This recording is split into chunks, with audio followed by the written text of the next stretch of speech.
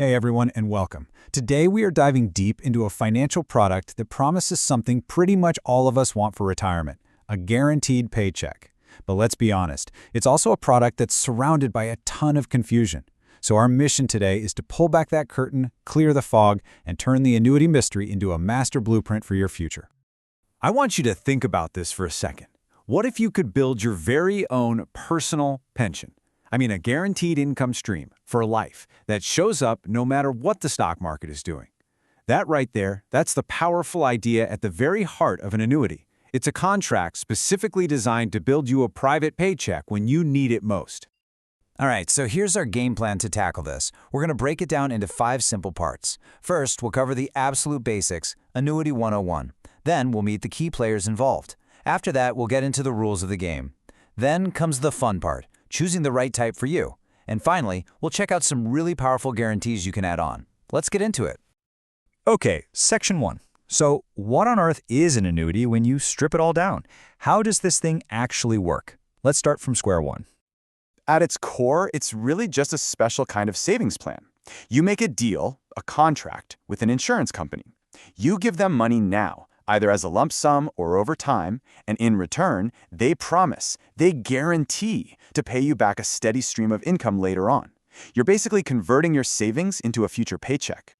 The whole process really happens in 2 distinct phases. First is what we call the accumulation period. This is the pay-in phase. You're funding the annuity, and all that money is growing tax-deferred, which is a nice perk. Think of it like you're filling up a big reservoir with water. Then, later on, you flip the switch to the annuity period. This is the payout phase. You're turning on the tap, and that stream of income starts flowing your way. Okay, so to really get how these contracts work, you need to know the cast of characters.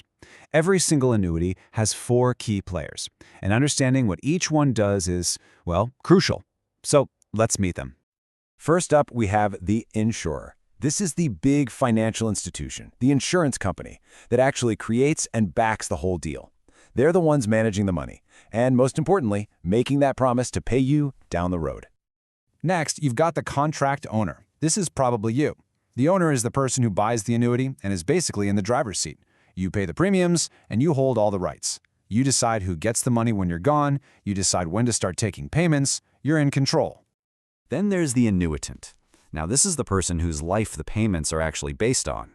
They're the one receiving the income stream.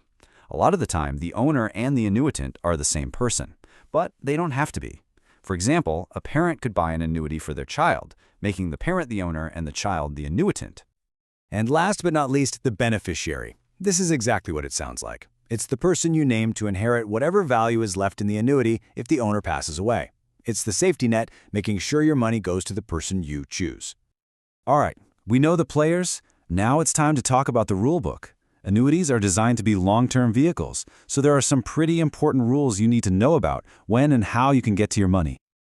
The biggest rule you have to be aware of is something called a surrender charge.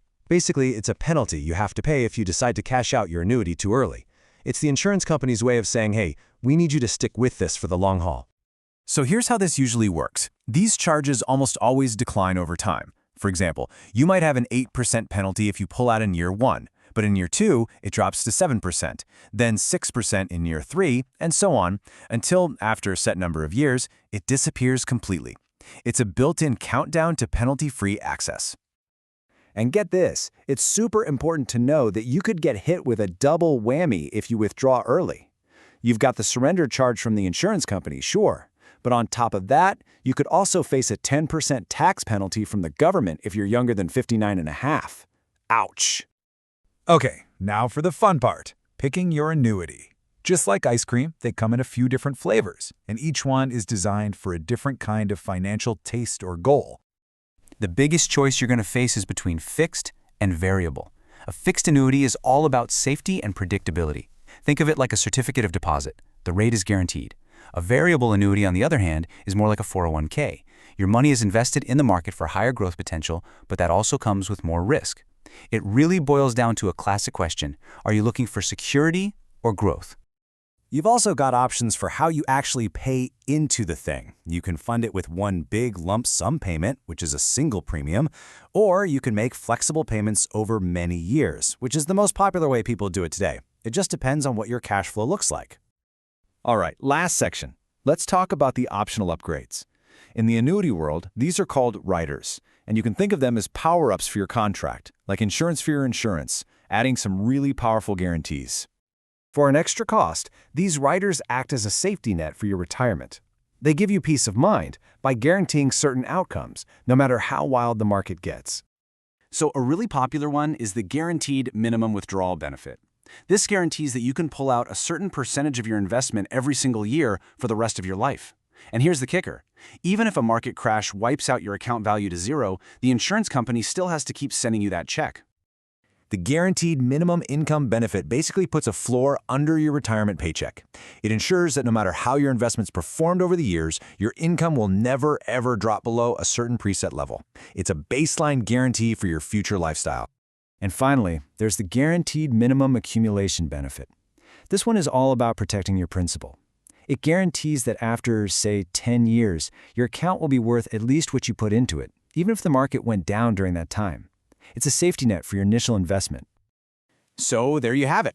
Annuities are complex, for sure, but they are a powerful tool for one specific job, creating a guaranteed income you can't outlive.